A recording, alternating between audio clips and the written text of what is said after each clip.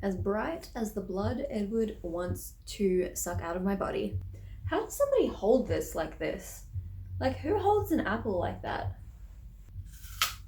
Well, that just looks like the Mac logo. Can someone please tell me what year it is? Because this year, we have a new Hunger Games book coming out, we have new Twilight content, and we have a One Direction reunion. If we're gonna go back to 2013, that's okay by me. It was a much simpler time. So, in light of this countdown, everybody's been talking about Twilight again. I have very mixed feelings about that. Bro, when you stop revving your motorcycle, I can keep going. Probably a Cullen, revving their Volvo. I was 11 years old when Twilight first came out, and it was gigantic. It was all anybody was talking about. I remember having arguments with my friends about this almost every lunchtime for like a solid year. It was nuts. I know there are a lot of people who haven't read this series, and as someone who grew up with Twilight, with the books and the movies coming out, I thought that today I would share some lessons that I have learned from the series, because we all know I'm an educator at heart. And if I come across information which I think will be useful to some of you, I'm going to share it. So here are 10 lessons I learned from this trashy, weird vampire fiction series by Stephanie Meyer.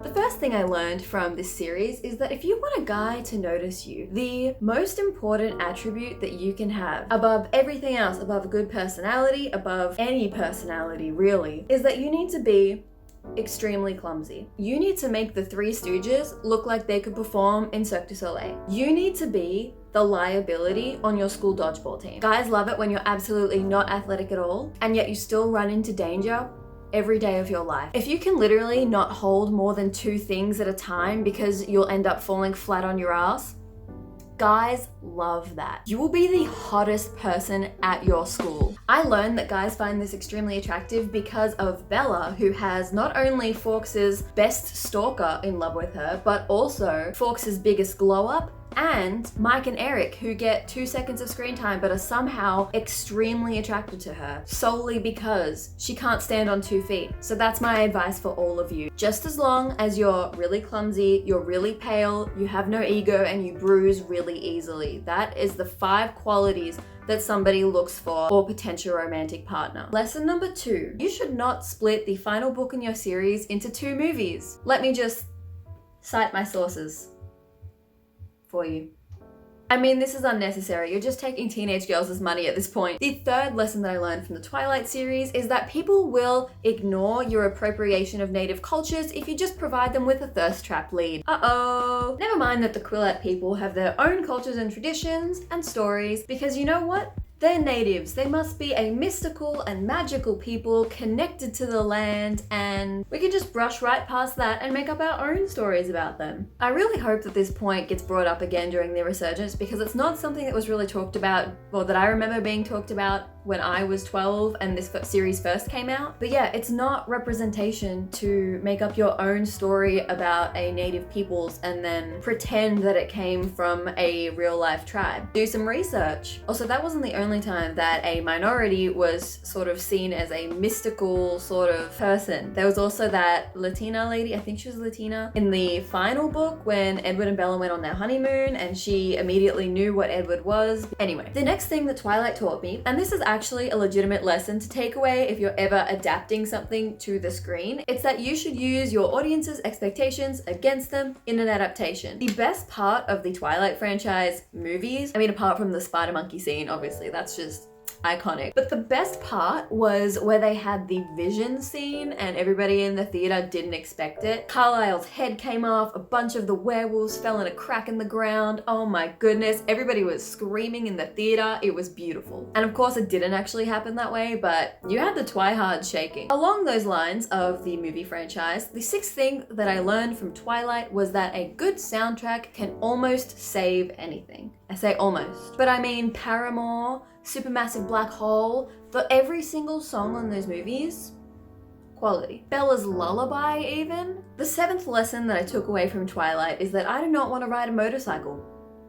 ever. In New Moon, Bella rides Jacob's motorcycle because she is extremely sad that Edward isn't in the book anymore and he's gone off somewhere with his family. And because she's extremely depressed and because she is extremely clumsy, just a hazard of being the most attractive person in Forks, she says, you know what, I am going to depression dive this motorcycle off the side of the trail and get really hurt. Reading about that scene made me really never want to go on a motorbike. The 8th takeaway that I took from Twilight was that being the parent of a teenager sucks. Poor Charlie, between his abysmal communication skills, his overabundance of gun ownership, and his overprotective instincts, he didn't stand a chance. I mean, his daughter wanted to die and rip apart animals in the forest with her teeth. Parenting is hard enough without that having to be put on you. The next thing I learned from Twilight is that if your man doesn't stalk you, watch you sleep, and impossibly save you from a car crash and a mugging in the span of 1 week, get rid of him. How am I supposed to know if they're worth me giving up my life and becoming a vampire and becoming unhealthily obsessed with them if they don't meet these criteria? The next thing I learned was that somehow being part of one of the most hated franchises on the planet will not kill your career. Anna Kendrick's super famous. Kristen Stewart was just in Ocean's 11. Robert Pattinson is playing Batman soon. Can someone explain to me how that is working out? I mean, I guess it takes talent to go from having dialogue like this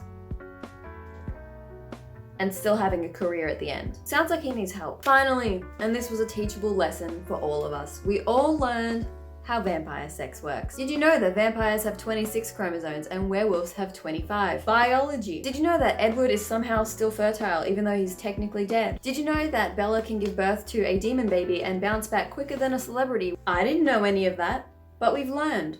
I also learned we've come a long way with CGI. Those were just some bonus lessons. But you know what? I want you to get the knowledge that you need to thrive. This is everything that Twilight taught me, essentially. They were very formative years, 12, 13, so I'm glad I learned these lessons early, and I really hope that you took away something that you can apply to your own life. Let me know what lessons you took away from the series, and we can discuss and educate in the comments. Okay, go enjoy these books. Don't forget that they're extremely problematic, and I'll see you in the next one.